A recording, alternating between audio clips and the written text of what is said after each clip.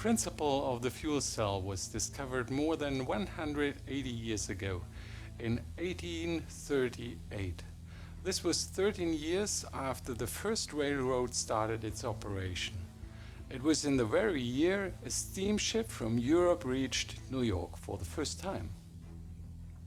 This episode is about fuel cells and their possible applications and fuels.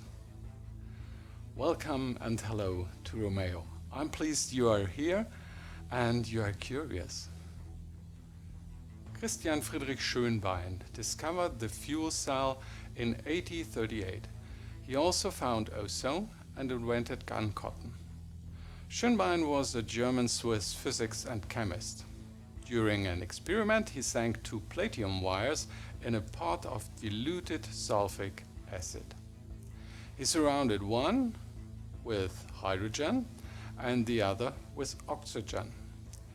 He was then able to measure an electric voltage between the wires.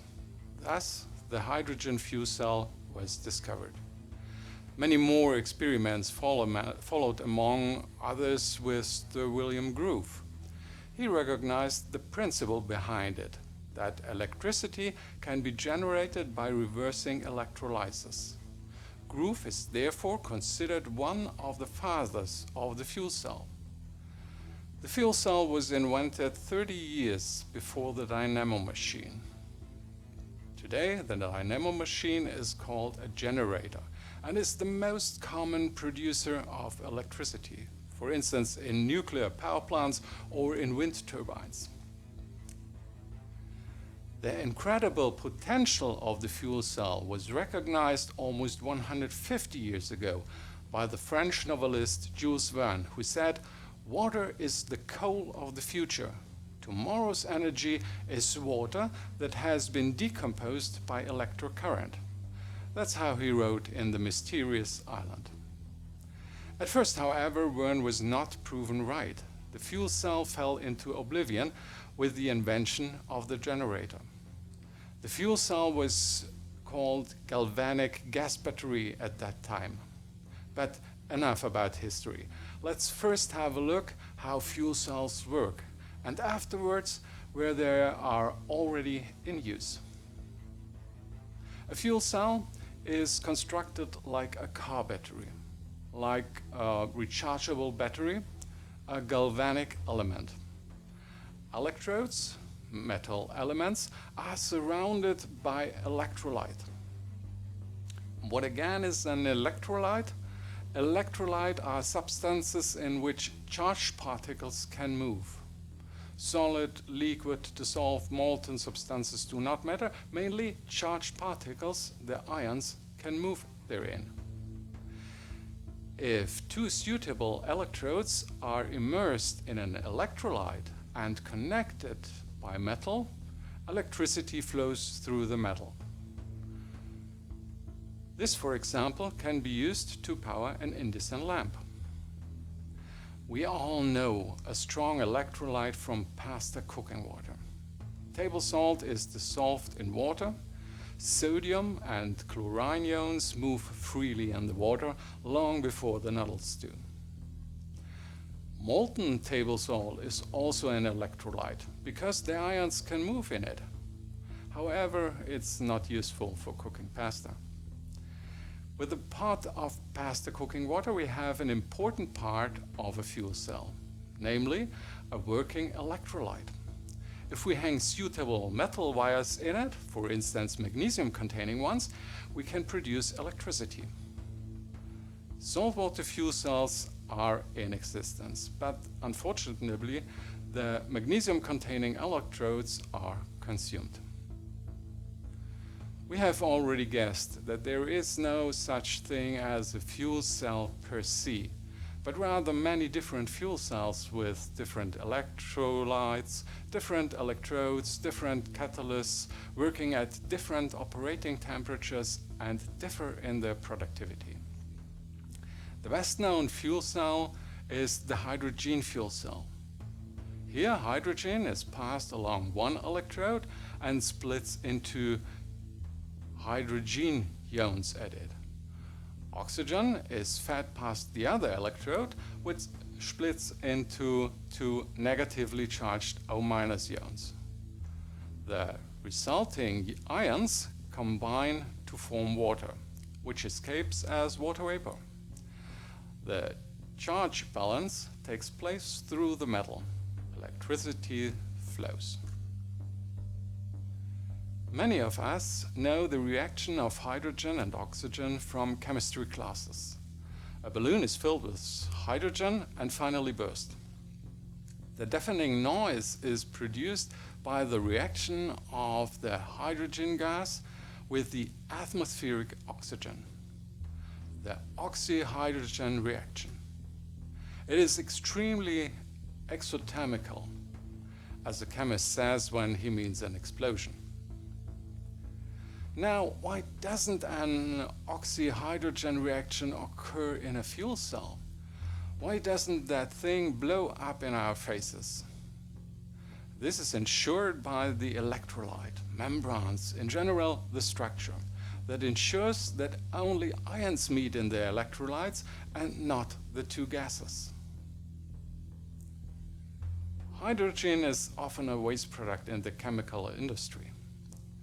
It can be synthesized chemically, and it can be obtained by electrolysis from water and electrical energy. As Jules Verne praised it, if this energy derives from regenerative sources such as wind and sun, we speak of green hydrogen. It is not only CO2 neutral, but even CO2 free. The only waste product is water vapor. Before we get straight to the possible use case of fuel cells, let's take a brief look at where the fuel comes from. Currently, hydrogen is still mainly produced from fossil materials, which is harmful to the climate. But that could change soon. Researchers at ETH Zurich University are extracting hydrogen from ambient air. It sounds incredible, but hydrogen is obtained from ambient air with the help of sunlight under Swiss conditions. The project is called Centillion. Concentrated sunlight is directed onto a ceramic form of cerium oxide at which hydrogen and coal monoxide are produced. These are used to synthesize gases to produce methanol, which can provide hydrogen for a fuel cell and can be used in a methanol fuel cell. Methanol is not the only compound from which the contained hydrogen can be used in a fuel cell. The ammonia can also serve as hydrogen storage. Advantage of methanol and ammonia over pure hydrogen is in logistics, transportation, and storage. Methanol is liquid at room temperature. Ammonia below minus 33 degrees Celsius, which is minus 27 degrees Fahrenheit, and hydrogen below minus 253 degrees Celsius, which is minus 423 degrees Fahrenheit. We'll get to the methanol in a moment. Ammonia has a higher energy density than hydrogen, which means you have to transport less volume, and it can be transported in thin-walled containers, whereas hydrogen has to be transported in pressure-stable containers. Ammonia is currently produced mostly from fossil materials, but it can also be produced from hydrogen and nitrogen by the Haber-Bosch method. The method was developed 100 years ago by the two Germans Fritz Haber and Carl Bosch. Both were honored with a Nobel Prize later on. The royal family of Saudi Arabia, power plant operator ACWA, and gas producer Air Products plan to produce carbon-neutral ammonia on a large scale in the desert of Saudi Arabia starting in 2025. Now that we have looked at how fuel cells work and at some fuels they use, let's see how the technology is doing right now. Fuel cells are already in use in aerospace, cars, railroads, e-bikes, industry, and construction. In the Apollo space program and the space shuttle, the alkaline low-temperature fuel cell was used, and later General Electric's polymer electrolyte fuel cell. Both fuel cells operate continuously at about 80 degrees Celsius. A molten carbonate fuel cell operates at 650 degrees Celsius. A solid oxide fuel cell even between 800 and 1000 degrees Celsius. Fuel cells are also in use in construction. In Japan, the Olympic Athletes Village in Tokyo was equipped with a 30 kilowatt fuel cell farm. The Japanese call this Enefarm. Panasonic has already built and commissioned 300,000 such plants. Fuel cells are also installed and used in cars. Japan is at the forefront here as well. Toyota planned to stage a fuel cell bus named Sora at the 2020 Summer Olympics and thus present Japan as the fuel cell nation. Fuel cells are also used in passenger cars from models from Honda and Toyota from Japan, Hyundai from South Korea, and Mercedes-Benz from Germany. The German car manufacturer Roland Gumpert broke completely new ground with the Natalie model, the first production-ready sports car with a methanol fuel cell. A collaboration between the German Ingolstadt-based company and Chinese e-car maker Iways. The fuel for this super sports car is methanol. I mentioned before, we all know it as methylated spirits in the household. Methanol is an alcohol and can be produced chemically or biologically. It supplies the hydrogen for the reaction in a fuel cell. Methanol can be refueled like gasoline, and the infrastructure of gas stations could be used for methanol with little effort. Thus, e-cars could refuel with methanol at gas stations and drive electrically. Methanol can be stored and transported pressure-free, an existing infrastructure. The super sports car Natalie can be refueled in 3 minutes. Its electric range, more than 510 miles. Its electrifying acceleration, 2.3 seconds from 0 to 60 miles per hour. Top speed, 190 miles per hour. Fuel cells are also used in the manufacturing industry. Energy can be generated at the point of consumption. Alexis Deutschland GmbH is a manufacturer of special materials. It built a fuel cell power plant with ion connecting energies in the Mannheim Industrial Park in Germany. The fuel cell were built by Energy Solutions from Dresden, Germany. The power plant has an output of a whopping 1.4 megawatts. The fuel cell plant in the megawatt range is currently operated with natural gas. The separation of the hydrogen from the natural gas produces carbon monoxide, but much less than would be released during the combustion of natural gas. Same to nitrogen oxides, sulfur oxides, and particulate. In the future, the fuel cell plants could also be operated with organic gas or with pure hydrogen from industrial electrolysis, which means with green energy that is not used immediately. Fuel cells are also already in use on the railroads. The fuel cell already enables trains to be operated electrically on lines without overhead lines.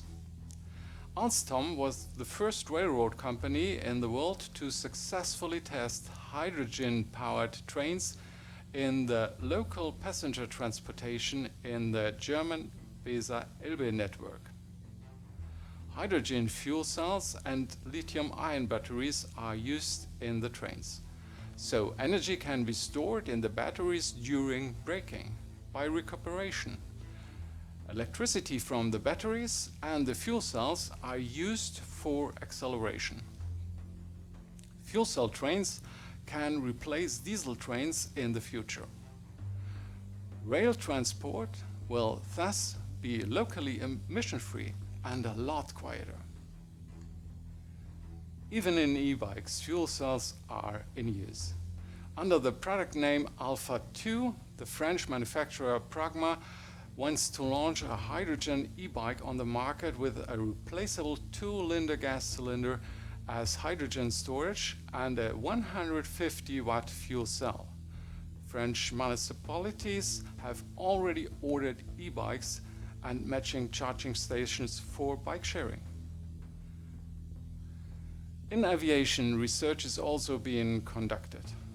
The fuel cell powered light aircraft eGenius already took off in Mindelheim, Bavaria, Germany in 2011. In Stuttgart, H2Fly regularly takes off with its prototypes. One of the largest fuel cell powered aircraft today is a converted Piper PH-46, which took off from Cranefield Airport in the United Kingdom June 19, 2020 for the first time. Of particular interest for aviation, hydrogen contains 2.8 times the energy of kerosene for the same mass. This means potential longer ranges, higher payloads, and a better eco-balance. There are plenty of use cases, including many that have already been realized. The most intense discussed fuel cell is the hydrogen fuel cell. Nature and climate would benefit most if we keep oil, gas and coal in the grounds and produce hydrogen from renewable resources like wind, sun and water power. Electricity, heating supply, cooling supply, transportation and industry, in all these sectors we have an urgent need of an ecologic, reasonable and yet practicable energy storage. The principle of fuel cells is known for 180 years now, but has been forgotten for too long. The possible applications are as diverse as their structure and fuels. Fuel cells will play an increasingly important role in the future. The future has never been so promising and exciting. Thanks for watching and continue to enjoy your curiosity at Romeo. Thank you and take care. Bye.